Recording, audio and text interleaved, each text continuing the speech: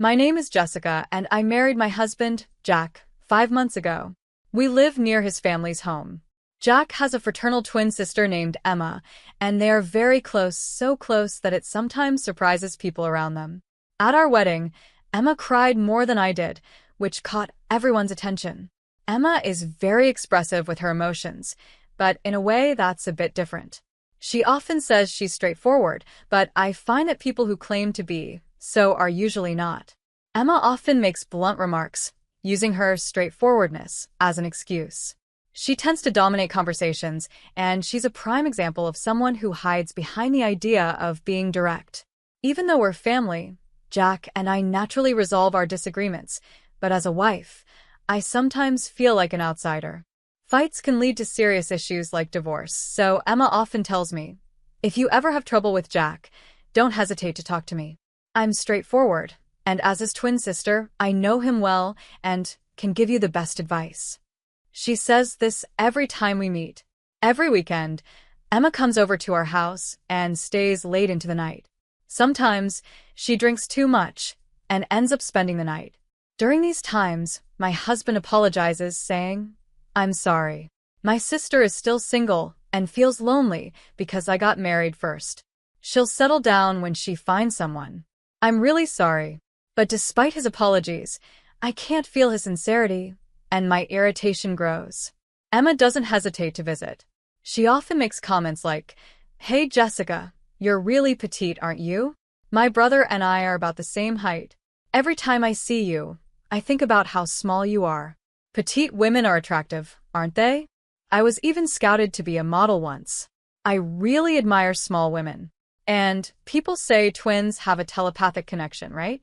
It's true, I always know what my brother is thinking, and I know his type of girl.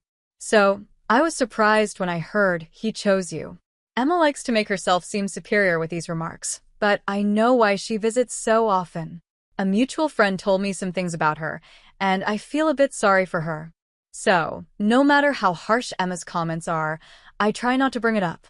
However, she once said, "Hey Jessica, you used to live in an old wooden apartment, right? That must have been tough. Are you small because of malnutrition? My brother and I grew up well because our family was financially comfortable. Did you marry my brother because of our family's money? I really feel sorry for you. After all, you and my brother aren't a good match, but it's not your fault. Growing up poor is tough, and it shows in you." Hearing that, I finally lost my patience. I was already tired of her repeated rude remarks, and I couldn't stand the insults to my family anymore. "I can't take it anymore. How can you insult someone's family like this? Are you saying I'm small because I'm poor and malnourished?" Emma was shocked by my reaction and got angry, but I couldn't hold back anymore. "Are you upset that I married your brother? If that's the case, just say it directly instead of beating around the bush. I heard your boyfriend recently broke up with you. The man you liked is getting married to someone very different from you. Are you staying away from her because you still have some self-control? I bet you don't like me because I remind you of her." "What are you talking about?" Emma stammered. "I know everything. You compare her to me and dislike me even more. You always say you're straightforward, but you're more sneaky than anyone else. Please leave now and don't come back. Anyone who insults me and my family isn't welcome in this house." "What are you saying? Why are you talking like this?" "I'm going to tell my brother." "Please go ahead. Feel free." "You're awful, the worst," Emma shouted, leaving in a fury, her face red with anger. "It was just as someone had told me." Emma often says she's tough and has many male friends. She has a close male friend she goes out with for dinner, movies, or drinks. Sometimes, if she misses the last train, she stays over at his place. The nature of their relationship is unclear, but Emma often jokes at parties, "If I don't find a boyfriend, I might marry him." We sometimes talk about getting married if neither of us finds someone else. I don't see him as a romantic partner, but I think we could spend our old age together because we've known each other for so long. The true feelings of her male friend are unclear, but he just nodded when Emma said she had no romantic interest in him. However, her affection for him was obvious, especially when an attractive woman was around. Emma would try to keep him away from other women at parties, staying close to him, and never leaving his side. It was clear that Emma was actually in love with him, but it seemed he didn't feel the same way. He often dismissed her, and a mutual friend told me that's why he secretly announced his engagement and distanced himself from Emma. Maybe he never really liked her and felt relieved to put some space between them. Honestly, I have mixed feelings about Emma. Even though I don't always like her, I can't help but feel sorry for her as a woman. I've tried several times to stand up to her sarcastic remarks and quiet her down, but I always felt it was unfair to criticize her too harshly, and I didn't want to seem like I was flaunting my status as a married woman. But her thoughtless actions pushed me too far, and I ended up getting emotional. I feel like I lowered myself by reacting that way. I don't regret it, but I do feel uneasy about it. I wonder how my husband will react. He values his family, so I hope he understands how I feel. When he comes home, I plan to tell him everything. That night, my husband came home with my sister-in-law, and he was furious. "What have you done? I heard you said awful things to my sister," and mocked her. Hearing his angry voice, I was more confused than surprised. It seemed my sister-in-law had twisted the story when she told him. "Look, my sister's crying. It must be serious if my usually tough and bold sister is in tears. Apologize to her." Behind him, my sister-in-law was holding a handkerchief to her face. "Wait a minute. Won't you listen to my side of the story? Do you know she insulted my parents? Haven't you heard about that?" "My sister would never do such a thing," my husband said, refusing to listen. Seeing my sister-in-law smirking behind him made my anger flare up again. "I don't know exactly how your sister put it, but I've been dealing with her sarcasm for a long time. I've told you about it many times, but you never really listened. Your sister said we were poor and badly raised, and she even accused me of marrying you for money." "What?" "Yes, my family was poor, but I never felt ashamed of it. My parents worked hard to raise me without hardship. I'm not interested in your family's wealth, and your sister was the one who started using foul language. I could put up with her sarcasm until now, but when she insulted my parents, I couldn't forgive her." "Wouldn't you get angry if someone insulted your parents?" My husband went silent for a moment and looked at his sister. My sister-in-law then covered her face with a handkerchief and started crying loudly. "Sister-in-law, why don't you wipe your tears and tell us the truth?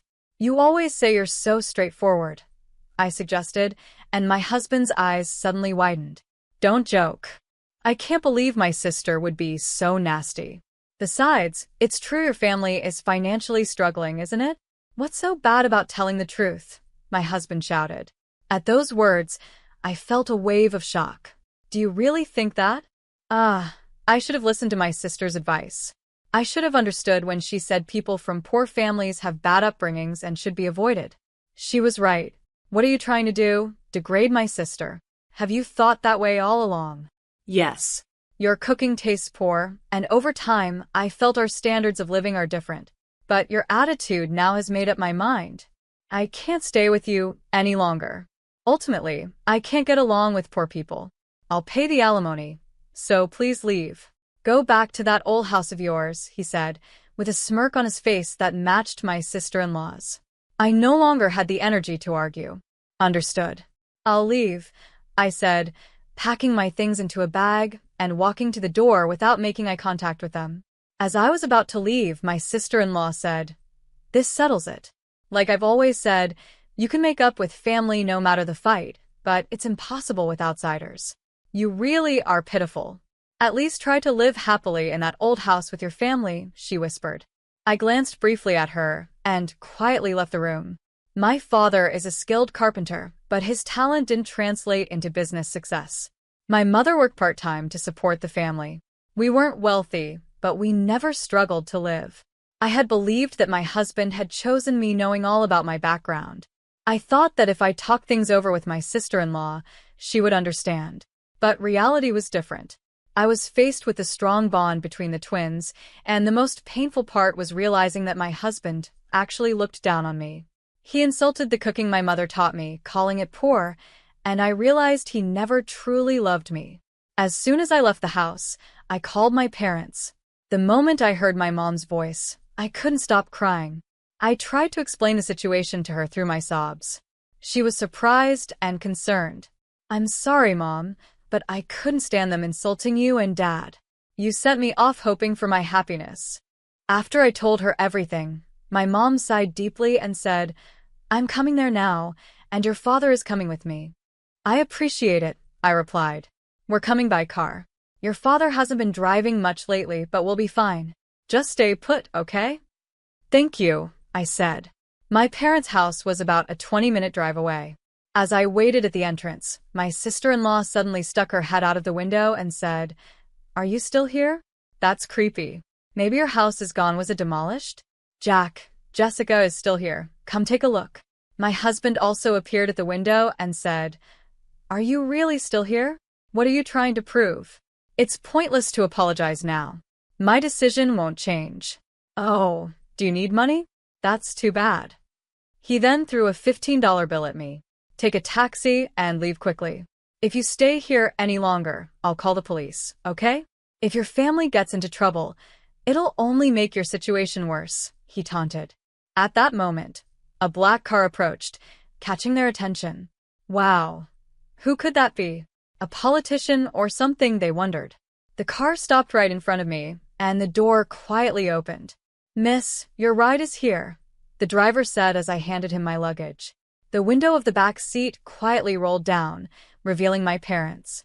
When they saw my father, Jack and Emma looked shocked. Jack, Emma, it's been a long time, my father said. Behind him, I could see my mother's face. My daughter has been staying with you, and we appreciate it. Since this is a residential area, we can't park for long. We have something to discuss. So, could you please join us in the car? Emma, you're welcome to join us too. Your parents are welcome to join us too, my father said, as my husband and sister-in-law stood speechless. My father got out of the car and invited them again. How about joining us? Drawn by my father's commanding presence, they hesitantly got into the car. This is my first time in a luxury Rolls-Royce. It's impressive, my husband said, trying to smile despite being overwhelmed. We could have taken another car, but I haven't been driving much lately, and my wife was concerned, my father explained. I'm not sure what this is about, but where are we going? My husband asked. To our family home. I'd like to have a thorough discussion with you and your sister. Your house? I don't understand. And why this car? My husband replied, confused. You might be wondering why ordinary people like us are in such a luxurious car, my father said, his intense gaze making them uneasy. As we arrived at our destination and stepped out of the car, they were stunned by the large gate in front of us. What? Where is this? My husband stammered. This is my family home. The wedding was small and only included close family, so you haven't met my father, Jessica's grandfather. I wanted you to meet him today, but unfortunately, he's been hospitalized recently. I'm sorry I couldn't introduce him, my father explained. As the gate slowly opened and we moved forward, my husband and sister-in-law followed closely, still in shock. When we entered the house, they froze in surprise. Please have a seat, my father urged, and they sat down, looking around the house with astonished expressions. What is this? What about the car we just got out of? Is this some kind of prank? Whose house is this? Surely, we didn't enter without permission? My husband asked, still bewildered. You ask an interesting question. This is my family home, my father replied. That can't be true. When we came to visit before the wedding, it was just an old wooden house. Please stop joking, my husband insisted. At my father's signal, a maid placed business cards in front of them. A carpenter with a business card? My husband muttered in confusion, reading the card. Peterson Trading, the famous corporation? That card belongs to my grandfather. He is the chairman of that company, I explained. My mother added, my husband is also an executive at the same company. Really? My husband asked, now completely taken aback. Not only that, but our family has been landowners for generations. Many of the lands around here are owned by my grandfather, I continued. Really? Then why did he choose to be a carpenter and live in such an old apartment? My husband asked, still trying to make sense of it all. My father resisted taking over the family business and chose to be a carpenter in his youth as a form of rebellion. Since Jessica was born, He has reconciled with my grandfather and has been supporting our lifestyle, my mother explained. We enjoy family trips abroad, once a month. My mother's family owns a famous dress shop that's known internationally. In their youth, they were inspired by a song to live this kind of lifestyle. By the way, do you remember in middle school when you almost missed the school trip because you overslept? My grandfather sent me to the location by rotorcraft when I was desperate. I ended up arriving before the buses, and my classmates were really surprised. It's true I used to live in an old wooden apartment, but on weekends, I stayed at my grandfather's large house with my family. We celebrated special occasions like birthdays there, so it felt like I had two homes, which I really enjoyed. Why have you kept quiet for so long? Wait, Jessica's maiden name doesn't match her grandfather's last name, they said, accusing me of lying. All our family could do was sigh at their shouting. Just 20 minutes after being kicked out by my husband, there's no way a house and car could be prepared so quickly, they argued. No one would create such a huge lie just because they were insulted. When we first got married, my husband moved into my family home because of a conflict with his own. But my brother and his wife took over our family home, and my husband was supposed to succeed his father as chairman. As my mother explained, my husband grimaced, gripping the business card tightly. Jessica, why did you keep this a secret? If you had known, would you have treated me any better? I asked. They turned away and fell silent. If you're wondering why I kept it hidden, it's because I didn't want to make our family background public. I'm tired of people judging others by their family status, and my parents feel the same way, so I agreed with them. But I couldn't stay silent when my daughter was insulted, my father said. My father, Jessica's grandfather, loves her very much, and if he were here now, I wonder how he would have reacted. A photo of my grandfather hung behind my father, as if he were watching my husband and sister-in-law's behavior. By the way, the company your father works for is actually a subsidiary of ours.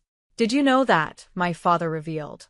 The expressions on my husband and sister-in-law's faces suddenly turned pale.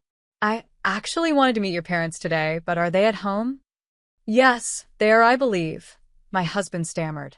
They're on a trip right now, my sister-in-law quickly added. Their flustered behavior made it clear they were lying, but my father just laughed at the absurdity of it all. Understood, then. It can't be helped, he said with a smile. Let's have a thorough discussion about the way you treated my daughter and whether your parents share the same views, my father said. Is this really necessary? Why do you need to confirm such things? My husband asked, sounding defensive. My daughter wants to come back home. She asked us to come and get her. My father replied. Are you saying she should get divorced? Weren't you the one who suggested that? My husband asked, turning to me. I could only nod under his gaze. Wait a minute. Being called here out of the blue, finding out about your wealth, and now being pushed towards divorce, this is all too much. If we had known, this wouldn't have happened, my husband stammered. So, what are you trying to say? What would you have done if you knew about my family's background? I realized I had put up with my sister-in-law's words because I still cared for my husband. But today, seeing his true nature, that affection quickly faded. After hearing him ridicule my parents, I knew I couldn't stay with him anymore. I was disappointed that he judged people based on their family background. You and your sister said today that poor people should go back to their old homes. That's not something I can accept. Yes, I want a divorce, I said firmly. I want a divorce too, my husband responded. Wait, that was just a joke. I didn't mean it seriously, he tried to backtrack. But didn't you say yourself that you feel the difference in our living standards every day? And you called the traditional flavors poor. Even if it was a joke, I can't live with someone who makes such remarks, I replied. The divorce is mutually agreed upon. If you start fresh with someone who shares your lifestyle, everything will be resolved, right? My father added. That's so. Let's discuss this again with your parents. For now, you may leave, my father said, as the maid tried to guide my husband and sister-in-law out. But my husband refused and yelled, This is no joke. What are you saying? Weren't you the ones laughing at us behind the scenes? He was visibly angry, his face turning red. My sister-in-law chimed in. Exactly. Pretending to be a poor carpenter, but actually being wealthy? Did you call us here to trap us? What is this? A recreation of an old drama. I don't believe any of this. Is this really a real house? Or is it some kind of set? Are all these staff hired actors? She was yelling just as loudly as my husband. Calm down first, my father said, trying to soothe my husband. But as my husband jerked away, his arm accidentally knocked over a vase, sending it crashing to the floor. The sound startled everyone, and the maids quickly rushed to the broken pieces, their faces turning pale. Why are you so surprised? It's just a vase. Probably something from a dollar store, my husband said loudly, looking down at the maids as they gathered the shattered pieces. Seeing this, my father sighed and picked up a piece of the debris.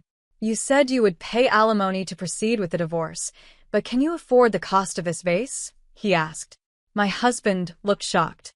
What? It's worth $150,000. My great-grandfather had it made by a famous artist. It's irreplaceable, my father explained. Then he asked again, did you tell my daughter you would pay alimony? Under my father's sharp gaze, my husband's face went from pale to stark white. Wait, it was my brother who broke it. This has nothing to do with me. I didn't even touch the vase, my sister-in-law protested, but no one responded to her. Desperate, she clung to my arm. See, it has nothing to do with me, right? Why are you angry at me? I think I'm being misunderstood. I'm the type who says what's on my mind right away, and if that's why you're upset, I sincerely apologize. I'll change, okay? While calming her trembling arm, I looked directly into her eyes. People who claim to be straightforward don't run away or dodge issues. You can't use that as an excuse. Unfortunately, a small action has turned into a big problem, I said. My sister-in-law was left speechless, her eyes wide with shock. Can we take a moment? I can't keep up with all this. We're still a married couple, right? So let's go home and talk this over, my husband suggested, but I felt no sympathy for him.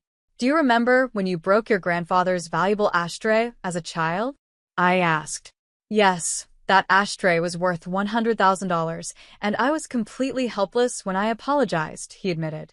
Yes, but grandfather forgave you right away and never asked for compensation, I reminded him. Hearing this, my husband and sister-in-law's expressions softened a bit. However, I stood in front of them and repeated the words they needed to hear. Family relationships can be mended, but once there's a breakdown between a married couple, it's hard to repair. This is something I learned from you twins. I said this, and their faces turned pale again. After that, our divorce was officially finalized. My in-laws didn't say anything during the process and stopped all support for the twins. They agreed to pay for the vase, which saved my father-in-law from losing his job and my mother-in-law from social isolation. I never knew my grandfather was so highly respected. I heard that my ex-husband and sister-in-law are secretly working night jobs to pay for the vase. The twins, who used to be very close, had a big fight over the compensation, and now they don't even speak to each other. My father continues to work hard as always, and my mother keeps supporting him. Because of this incident, I caused a lot of trouble for my parents and grandfather, so I sincerely reflect on this and plan to live more humbly from now on.